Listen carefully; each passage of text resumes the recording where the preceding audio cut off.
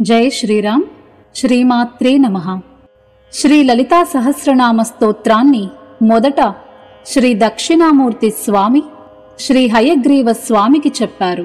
శ్రీ మహావిష్ణు అంశ అయిన శ్రీ హయగ్రీవ స్వామి అగస్త్య మహామునికి లలితా సహస్రనామ స్తోత్రాన్ని బోధించారు. ఈ విషయం మనకు బ్రహ్మాండ పురాణంలో కనిపిస్తున్నది.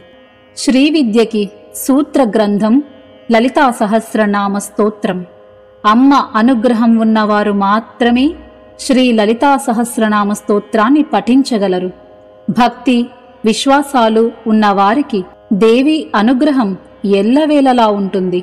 అమ్మవారి నామాలన్నీ పరబ్రహ్మతత్వమే. ధర్మమైన కోరికలు తీర్చే తల్లి, సకల విద్యాస్వరూపిణి, నిర్మలమైన జ్ఞానం ప్రసాదించే దేవత. లలితా సహస్రనామాలు చదవడానికి సాధారణ నియమాలు చాలు. సాత్విక భావంతో శుచి, శుభ్రత, శ్రద్ధ, భక్తి, విశ్వాసం ముఖ్యం.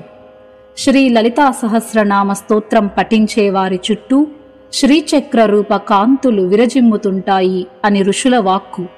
అమ్మవారి నామాలు స్పష్టంగా, ఉచ్చరణ దోషాలు లేకుండా భక్తి, నమ్మకంతో చదవవలసి ఉంటుంది. లలితా సహస్రనామ ఫలశ్రుతి ఇలా చెప్పబడింది: సర్వరోగ ప్రశమనం, అకాల మృత్యు నివారణం, సర్వ సంపత్ ప్రవర్ధనం, దీర్ఘాయుష్షు ప్రదాయకం, పురుషార్థ ప్రదాయకం. లలితా సహస్రనామాల్లో ప్రతి నామానికి పాపాన్ని పోగొట్టే శక్తి ఉంటుంది. ప్రతిరోజు శ్రీ లలితా సహస్రనామ స్తోత్రాన్ని పఠించవచ్చు.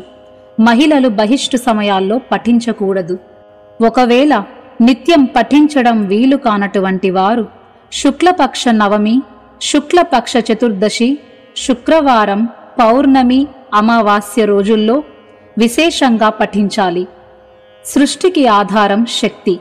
శక్తి లేనిదే ఏ ఒక్కరూ కూడా ఒక్క అడుగు కూడా వేయలేరు. సౌందర్యలహరిలో మొదటి శ్లోకంలో అదే కదా ఉంది. శివుడు కూడా శక్తి లేనిదే అడుగు వేయలేడు. బ్రహ్మ, విష్ణు, మహేశ్వరులు కూడా శక్తిని పూజించేవారే. ఎంతో పుణ్యం చేసుకున్న వారికి మాత్రమే అమ్మ పాదాలు పట్టుకునే భాగ్యం దక్కుతుంది. చెడ్డ కర్మల చేత, మాయ చేత జ్ఞానం కప్పివేయబడిన వారికి ఆత్మజ్ఞానం లభించదు. సృష్టి మొత్తంలో అత్యంత కరుణామూర్తి అమ్మ.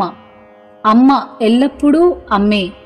లోక కళ్యాణార్థమై శ్రీ హయగ్రీవ స్వామి నుంచి అగత్స్య మహర్షికి లభించిన శ్రీ లలితా సహస్రనామ స్తోత్రాన్ని అందరూ పఠిద్దాం. జై శ్రీరామ్. స్వస్తి.